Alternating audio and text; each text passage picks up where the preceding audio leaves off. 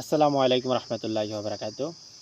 আমি একটা কথা সবসময় বলি যে আরব যে কয়টা দেশ আছে, আরব দেশের মানুষরা সবচাইতে বেশি রেডিমেড খাবারগুলো খায়।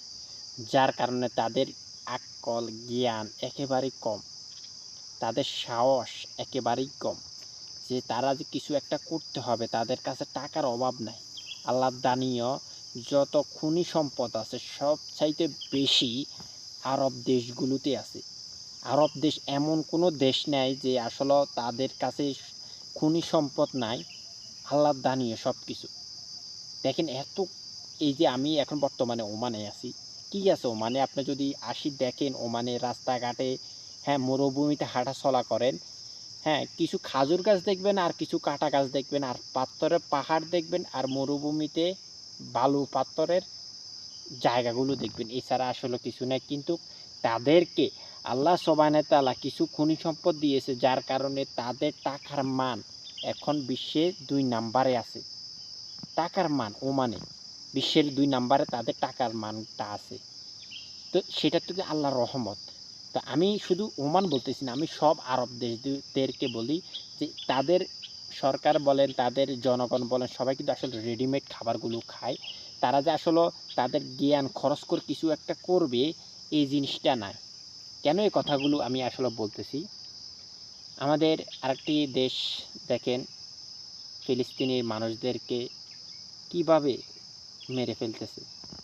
আমরা যারা মুসলিম, আমরা কাদেরকে অনুসরণ করতেছি? সৌদিকে, সৌদি আরবকে।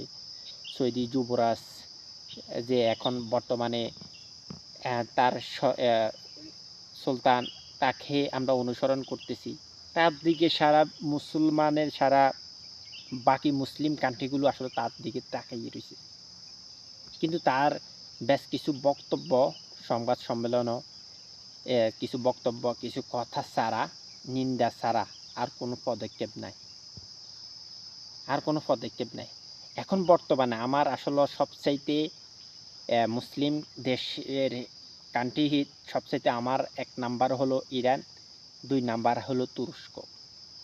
কারণ এরা কিন্তু রেডিমেড খাবার খায় না। এরা কিন্তু একটা মুসলিম কান্ট্রি, এরাও মুসলিম কান্ট্রি। এরা কিন্তু রেডিমেড খাবার খায় না। দেখেন তাদের দেশে অস্ত্র বলেন, যুদ্ধ বিমান বলেন, জাহাজ বলেন, যুদ্ধ জাহাজ বলেন, সাবমেরিন বলেন, যত ধরনের অস্ত্র আছে সব কিছু কিন্তু তারা নিজেরা তৈরি করতেছে। তাদের প্রযুক্তিতে তারা তৈরি করতেছে। তুরস্ক দেখেন তারা ড্রোন তৈরি করতেছে, বিমান তৈরি করতেছে, যুদ্ধ বিমান তৈরি করতেছে। ভালো মানে যত অত্যাধুনিক দিকে আছে ওগুলো অস্ত্রগুলো তৈরি করতেছে। হ্যাঁ, কেন? আর বাকি মুসলিম কান্ট্রিগুলো কি টাকা পয়সার অভাব? তারা কি গরিব? হ্যাঁ? আল্লাহর দানীয় যেসব সম্পদ দিয়েছে তারা এগুলোকে উঠিয়ে মানে এগুলো দিয়ে তারা প্রজন্মের পর প্রজন্ম সারা জীবন ভর খাইতে পারবে। কিন্তু তাদেরকে শাসন করতেছে পশ্চিমারা।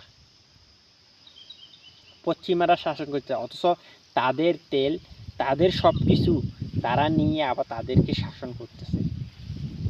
আল্লাহ জানে, আমি আসলে এগুলো আমি আমার মন থেকে আসলে বলতেছি। আমার জ্ঞান থেকে আমি বলতেছি যে কবে যে তাদের আসলে এই জ্ঞানগুলো বা তাদের জ্ঞান অর্জন করবে, হ্যাঁ, এই ক্ষেত্রগুলোতে আল্লাহ পাক জানে, আমি জানি না।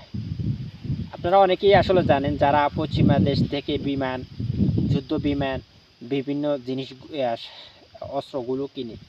কিন্তু তারা ইচ্ছা করলে যে কোনো মুহূর্তে ওই জিনিসগুলো ওইখান থেকে তারা মুছে দিতে পারে, নষ্ট করে দিতে পারে, তারা অচল করে দিতে পারে। তারপরও দেখা গেছে কি এই দেশগুলোর মানুষ যুদ্ধ বিমান হইতে, অস্ত্র হইতে মানে যত ধরনের সব কিছু তারা ওই দেশ থেকে আসলে কিনে। এগুলো কিন্তু সবাই জানে না আসলে এমন কোনো কিছু না।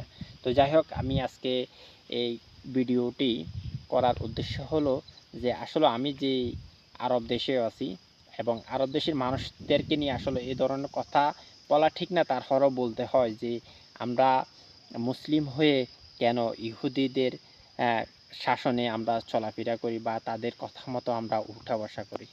আল্লাহ সবাইকে জ্ঞান ধারণ করার তৌফিক দান করুক, আমিন।